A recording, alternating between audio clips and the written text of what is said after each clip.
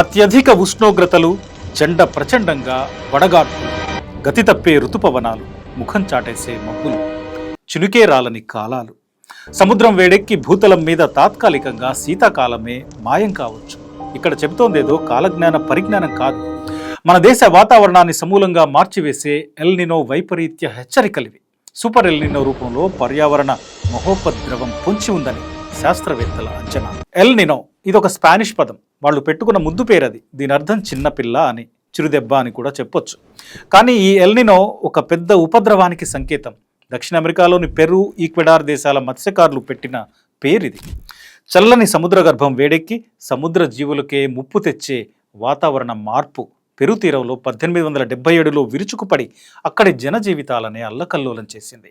దాదాపు 150 ఏళ్ల తర్వాత, అంటే ఈ ఏడాది రానున్న ఎల్ నినో మరిన్ని దుష్ప్రభావాలకు కారణమవుతుందన్న శాస్త్రవేత్తల హెచ్చరిక ఇప్పుడు ఆందోళన కలిగిస్తోంది. కశ్మీరులో మంచు కురవని శీతాకాలం ఊహించగలమా? ఎండాకాలం భాగ్యనగరంలో హిమపాతం సంభవించవచ్చు. ఎక్కడైనా వడగళ్ల వానలు కురుస్తాయి. వానాకాలం మబ్బులు ముఖం చాటేస్తాయి. వర్షాలే ఉండవు. ఈ దుష్ప్రభావాలన్నింటికీ కారణం ఒక్కటే, అదే ఎల్ నినో.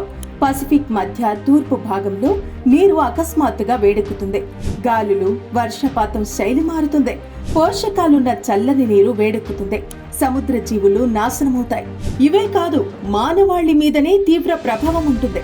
ఋతురాగాలు గతి తప్పి వాతావరణంలో అనూహ్య మార్పులతో జనజీవితాలే అస్తవ్యస్తమవుతాయి. భూమధ్య రేఖ వద్ద పసిఫిక్ మహాసముద్రం తూర్పు భాగాన సముద్ర ఉపరితల ఉష్ణోగ్రతలు అసాధారణ మార్పు. ఇది ఋతుపవనాలు వచ్చే కాలంలో ఎల్ నినో ఏర్పడితే అది మహాచెడ్డ కాలం అవుతుంది. మన దేశ సేద్యానికి మరీ గడ్డు కాలం. ఈ ఏడాది మే, జూలై నెలల మధ్య మన దేశంలో సూపర్ ఎల్ నినో ఏర్పడి దుష్ఫలితాలుంటాయని అమెరికా జాతీయ సముద్ర వాతావరణ పరిపాలన విభాగం హెచ్చరించింది. మనకు చివరిసారిగా 2015లో సూపర్ ఎల్ నినో వచ్చింది.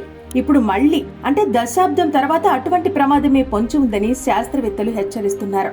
ఆల్బనీలోని న్యూయార్క్ స్టేట్ వర్సిటీ పర్యావరణ విభాగం ప్రొఫెసర్ పౌల్ రాండీ అంచనా ప్రకారం 2015 ఎల్ నినో కంటే ఈ ఏడాది ఎల్ నినో ఇంకా బలంగా ఉండవచ్చు. గత 140 ఏళ్లలో వచ్చిన అన్ని ఎల్ నినోల కంటే ఇదే పెద్దదవుతుందని అంచనా. 2015లో మరాఠ్వాడాలో 40% వర్షపాతం తక్కువగా నమోదైంది. మన దేశంలో 14% తక్కువగా నమోదైంది.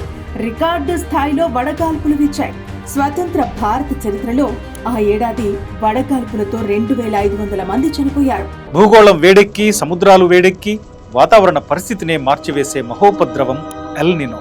ఇది ప్రభావం చూపిన మేర పంటలు పండవు, నీటి వనరులు అడుగంటిపోతాయి, దాహపు కేకలు మిన్నంటుతాయి, ఆహారానికి అల్లాడిపోతూ ఆకలి మంటలతో మలమలం మాడిపోయే ప్రమాదం ఉంటుంది. ప్రభుత్వాలు ముందస్తుగా మేల్కొని తగిన కార్యాచరణతో కదిలితే ఎల్ నినో క్రమంలో ఎలాంటి విపత్కర పరిస్థితినైనా ఎదుర్కోవచ్చు. ఎల్ నినో సంవత్సరాల్లో నైరుతి ఋతుపవనాలు బలహీనపడతాయి. తెలంగాణ, విదర్భ, మరాఠ్వాడ, రాజస్థాన్ వంటి ప్రాంతాల్లో వర్షాభావం ఏర్పడుతుంది. రైతుల ఆదాయాలు పడిపోతాయి. ఆహార ధాన్యాల ధరలు పెరుగుతాయి. సూపర్ ఎల్ నినో వస్తే భూతాపం పెరుగుతుంది. వర్షాభావం ఏర్పడి పంటలు పండవు, త్రాగునీరుండదు, ఆకలి చావుల ప్రమాదం పొంచి ఉంటుంది. మన దేశంలో 38 కోట్ల కార్మికులు ఎండలోనే పనిచేస్తారు. భవన నిర్మాణం నుంచి సేద్యం, రవాణా రంగాల దాకా ఎండలో చెమటోడుస్తారు. వడదెబ్బ తగిలి చనిపోతారు కూడా. వారికి ప్రభుత్వాలు ఉపశమనం కలిగించాలి. బెంగాల్ కరువు, గుంటూరు కరువు, రాయలసీమ, నైజాం కరువులో లోకడ లక్షలాది మంది ఉసురు తీశాయి. ఒకనాడు విపత్కర సమయాల్లో నైజాం నవాబులే గంజి కేంద్రాలు తెరిచి ప్రజల్ని ఆదుకున్నారు. ఇప్పుడు ఒక ప్రభుత్వం కలో గంజో పోసినా తర్వాత వచ్చేవాళ్లు కొనసాగించారు. నిజానికి ఆధునిక ప్రభుత్వాలు మేల్కొని ఎంతో చేయాలి. ఆంధ్రప్రదేశ్లో భూతాపం వల్ల ఉష్ణోగ్రతలు పెరుగుతున్నాయి.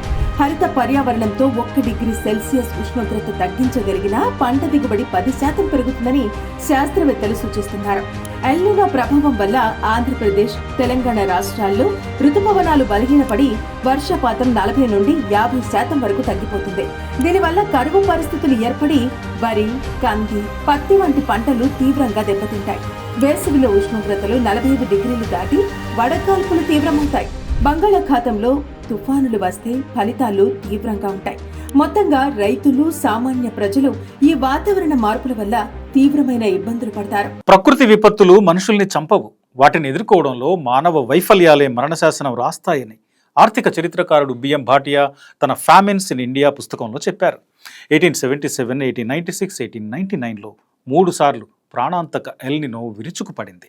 ఈ ఏడాది సూపర్ ఎల్నినో ప్రమాద ఘంటికలు మోగిస్తోంది.